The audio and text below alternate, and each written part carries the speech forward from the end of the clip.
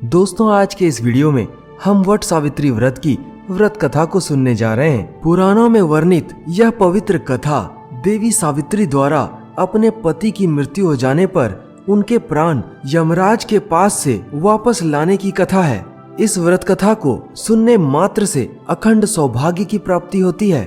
एक बार माता पार्वती ने भगवान भोलेनाथ से पूछा, हे देवों के देव महादेव, मेरे अधिपति, कृपया करके मुझे प्रभास क्षेत्र में स्थित ब्रह्मा जी की प्रिया जो कि सावित्री देवी हैं, उनका चरित्र मुझसे कहिए। उनके व्रत के महात्म्य और व्रत कथा को, जो कि स्त्रियों को पतिव्रत्य देने वाला, सौभाग्यदायक और महान उदय करने वाला हो, ऐसे व्रत को और इसकी महात्म्य को मुझसे कहिए। तब भगवान भोलेनाथ ने कहा, हे महादेवी, प्रभास क्षेत्र में स्थित सावित्री देवी के असाधारण चरित्र को मैं तुमसे कहता हूँ, कृपया ध्यान देकर सुनो। उनका व्रत इतना महान है कि उस व्रत को करने से और इस व्रत कथा को सुनने से स्त्रियों को अखंड सौभाग्य की प्राप्ति होती है। हे माहेश्वरी, धरती लोक पर सावित्री स्थल नामक स्थान में राजकन्या सावित्री देवी के रूप में जिस प्रकार से उन्होंने उत्तम वट सावित्री व्रत का पालन किया, वह मैं तुमसे कहता हूँ। इस कथा को ध्यान देकर अंत तक सुनो। इस कथा को बीच में छोड़ देने से व्रत कथा का अपमान होता है और ऐसी स्त्रियों के सुहाग पर संकट आ जाता है। इसीलिए ध्यान देकर अंत तक इस व्रत कथा को सुनो। इस पर माता पार्वती ने कहा, हे महादेव, आप कृपया करके यह कथा मुझे विस्तार पूर्वक सुनाएं। मैं यह व्रत कथा ध्यान देकर अंत तक जरूर सुनूंगी। उनकी बात को सुनकर महादेव आगे कहते हैं कि मद्र देश में एक धर्मात्मा राजा राज्य किया करता था, जो सभी प्राणियों के हित में हमेशा तत्पर रहता था। उसका नाम अश्वपति था। धर्मात्मा क्षमाशील और सत्यवादी होने के बाद भी राजा संतानहीन था। कई जगह पूजा पाठ और दान करने के बाद भी उसे कोई संतान की प्राप्ति नहीं हुई थी। इसी तरह बहुत दिन बीत गए, जिसकी वजह से राजा हमेशा चिंता में डूबा हुआ रहता था। एक समय वह राजा प्रभास क्षेत्र में यात्रा करते हुए पहुंचा और वहां पर सावित्री स्थल पर पहुंच गया। वहां पर राजा ने अपनी रानी के साथ इस व्रत को किया, जो सावित्री व्रत के नाम से प्रसिद्ध है और सभी प्रकार की कामनाओं को पूरा करने वाला है। राजा ने सावित्री देवी की विधिवत पूजा अर्चना की, व्रत को रखा, जिससे माता सावित्री अत्यंत प्रसन्न हो गईं। उन्होंने राजा को साक्षात दर्शन देते हुए संतान प्राप्ति का आशीर्वाद दिया। माता सावित्री के दर्शन के पुण्य से और उनके आशीर्वाद के फलस्वरूप कुछ ही दिनों में राजा अश्वपति के घर देवी के ही समान रूप वाली कन्या का जन्म हुआ। इस कन्या का जन्म देवी सावित्री के अंश से ही हुआ था। राजा अश्वपति ने भी देवी सावित्री की कृपा से प्राप्त इस संतान का नाम सावित्री ही रखा। वह राजकन्या देवी लक्ष्मी के समान शोभित होती हुई बढ़ने लगी और धीरे धीरे सुकोमल अंगों वाली वह कन्या यौवनावस्था को प्राप्त हुई। नगरवासी उस कन्या को देखकर यही समझते थे कि वह कोई देव कन्या है। सावित्री माता की कृपा से वह कन्या इतनी सुंदर थी कि उसको देखकर कोई भी मोहित हो जाए। कमल के समान उसके नेत्र थे, उसके चेहरे से तेज टपकता था। बड़ी होने पर वह कन्या महर्षि भृगु द्वारा कहे गए सावित्री व्रत को करने लगी। एक दिन देवी सावित्री की पूजा करने के बाद वह अपने पिता के पास खड़ी हो गई। लक्ष्मी के समान अपनी सुशोभित कन्या को युवावस्था प्राप्त हुआ देखकर राजा ने अपने मंत्रियों से सलाह किया। इसके बाद राजा ने सावित्री से कहा, हे पुत्री, तुम्हें योग्य वर देने का समय आ गया है। तुम इतनी सुंदर हो और तुम्हारे अंदर इतना तेज है कि तुम्हें मांगने के लिए कोई मेरे द्वार पर भी नहीं आता। मैं भी विचार करने पर तुम्हारी आत्मा के अनुरूप वर को नहीं ढूंढ पा रहा हूँ। अतः हे पुत्री, देवताओं के निकट मैं जिस तरह से निंदनीय ना हूँ, वैसा तुम करो। मैंने धर्मशास्त्र में पढ़ा और सुना भी है कि जो कन्या अपने पिता के घर में रहकर विवाह के पहले ही कन्या धर्म से युक्त हो जाती है, उसके पिता को बड़ा पाप लगता है। इसीलिए हे पुत्री, मैं तुमको भेज रहा हूँ, तुम स्वयं ही अपने योग्य वर ढूंढ लो। पिता की बात को सुनकर सावित्री ने कहा, हे पिताजी, आप जैसा चाहते हैं वैसा ही होगा। यह कहकर सावित्री कुछ राज ऋषियों के साथ तपोवन की ओर चल पड़ी। वहां पहुंचकर वृद्धजनों को प्रणाम करके सभी तीर्थों और आश्रमों में गई कई जगहों पर घूमने के बाद अंततः उसे अपने योग्य वर मिल ही गया। अपने योग्य वर की तलाश समाप्त हो जाने के बाद वह राज ऋषियों के साथ वापस अपने महल को लौट आई। वहाँ पर सावित्री ने पिताजी के साथ देवर्षि नारद जी को भी बैठे हुए देखा। आसन पर बैठे हुए नारद जी को प्रणाम करके मुस्कुराती हुई जिस कार्य के लिए वह वन में गई थी वह सारी बातें अपने पिताजी और देवर्षि नारद को कहने लगी।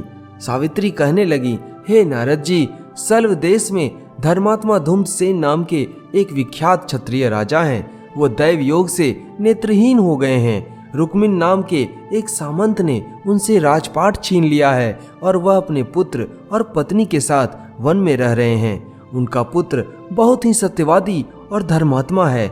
उसे देखकर मैंने मन ही मन में उसे पति के रूप में वरण कर लिया है। हे पिताजी, इस तरह से मैंने आपके कहे अनुसार अपना जीवन साथी चुन लिया है। सावित्री के ऐसे वचनों को सुनकर नारद जी तत्काल बोल पड़े, हे राजन, सावित्री ने यह बड़ा ही कष्टप्रद कार्य कर डाला है।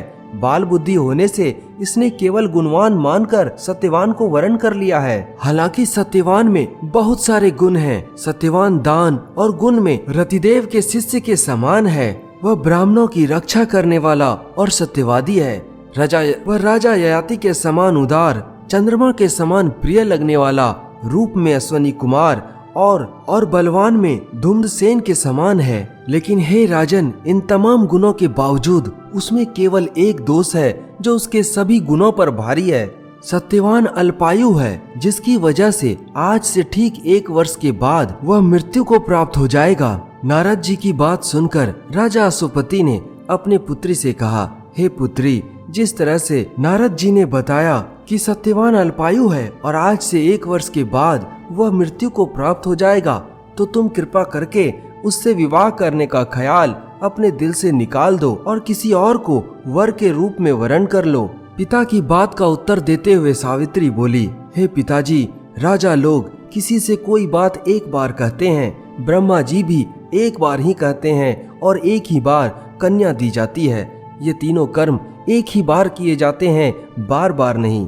वो दीर्घायु हो अथवा अल्पायु हो, गुणवान हो अथवा निर्गुण हो, वर को मैंने मन ही मन उसका वरण कर लिया है और वर को एक ही बार वरण किया जाता है।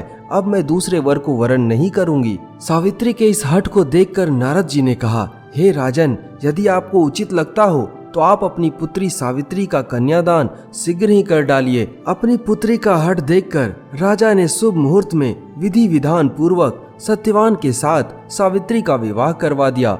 सावित्री अपने पति को पाकर ऐसे प्रसन्न थी जैसे कोई पुण्यवान पुरुष स्वर्ग को पाकर प्रसन्न होता है। सावित्री सत्यवान के साथ आश्रम में रहते हुए अपने सास ससुर की सेवा करने लगी और नारद जी की कही हुई बात को याद करके दिन गिनती रहती थी कि कब सत्यवान देह त्याग कर चले जाएंगे। जब सत्यवान के मरने के केवल 3 दिन ही शेष रह गए, तब सावित्री ने निराहार रहकर व्रत करने का संकल्प लिया और तीसरे दिन सुबह स्नान करके देवताओं और पितरों का पूजन किया। फिर सास ससुर की चरण वंदना करके वह भी अपने पति के साथ जंगल की ओर लकड़ियां लाने के लिए चल पड़ी। जंगल में लकड़ी काटते काटते अचानक से सत्यवान के सिर में दर्द होने लगा। सावित्री ने कहा, आप कुछ देर मेरी गोद में सिर रखकर सो जाइए, फिर हम आश्रम की ओर चलेंगे। जैसे ही सत्यवान सावित्री की गोद में लेटे, वैसे ही सावित्री ने देखा कि सांवले रंग, किरीटधारी और पीत वस्त्र पहने हुए साक्षात सूर्य के समान उदित हुए एक पुरुष उनके सामने खड़े हैं। सावित्री ने उन्हें प्रणाम किया और उनसे पूछा, हे पुरुष श्रेष्ठ, आप कौन हैं? इस पर उन्होंने जवाब दिया, मैं सब प्राणियों के लिए भयंकर और कर्म के अनुसार उनका उचित दंड देने वाला यमराज हूँ। हे पतिव्रता नारी, तुम्हारा पति बहुत ही गुणी और धर्मात्मा है, परंतु अब उसकी आयु समाप्त हो गई है। उसके तपोबल की वजह से यमदूत इसे पकड़कर नहीं ले जा सकेंगे, इसीलिए मैं स्वयं आया हूँ। ऐसा कहकर यमराज ने अपने पास से सत्यवान के शरीर से अंगूठे के बराबर जीवात्मा को बलपूर्वक निकाल लिया और फिर वे उसे लेकर यमपुरी की ओर जाने लगे। यह देखकर सावित्री भी यम के पीछे पीछे चलने लगी। इस पर यमराज ने सावित्री से कहा, हे देवी, कोई भी जीव बिना आयु समाप्त हुए यम मार्ग से नहीं जा सकता।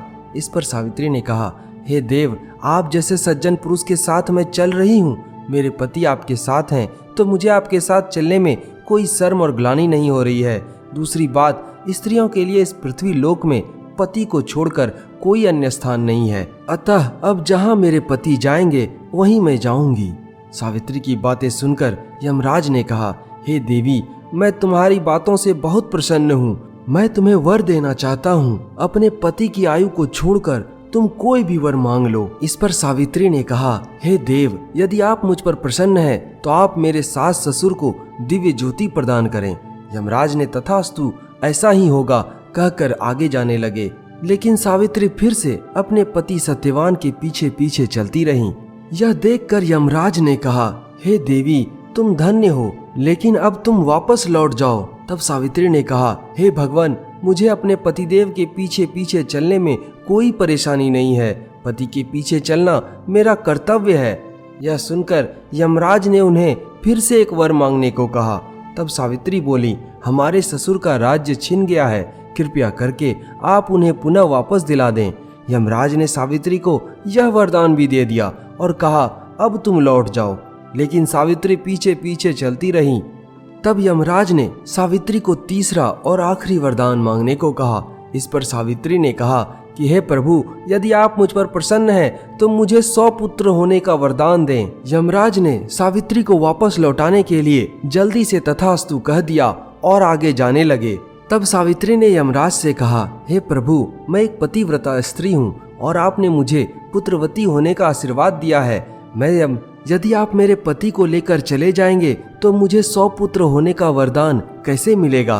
यमराज सावित्री की चतुराई से बहुत प्रसन्न हुए और उन्होंने सत्यवान के प्राण छोड़ दिए। इसके बाद यमराज वहां से अंतर्धान्य हो गए और सावित्री उसी वट वृक्ष के पास आ गई जहां उसके पति का मृत शरीर पड़ा था। सावित्री ने देखा कि धीरे धीरे सत्यवान के शरीर में जीवन का संचार हो रहा है। सत्यवान धीरे धीरे जीवित हो उठे और दोनों खुशी खुशी अपने राज्य की ओर चल पड़े।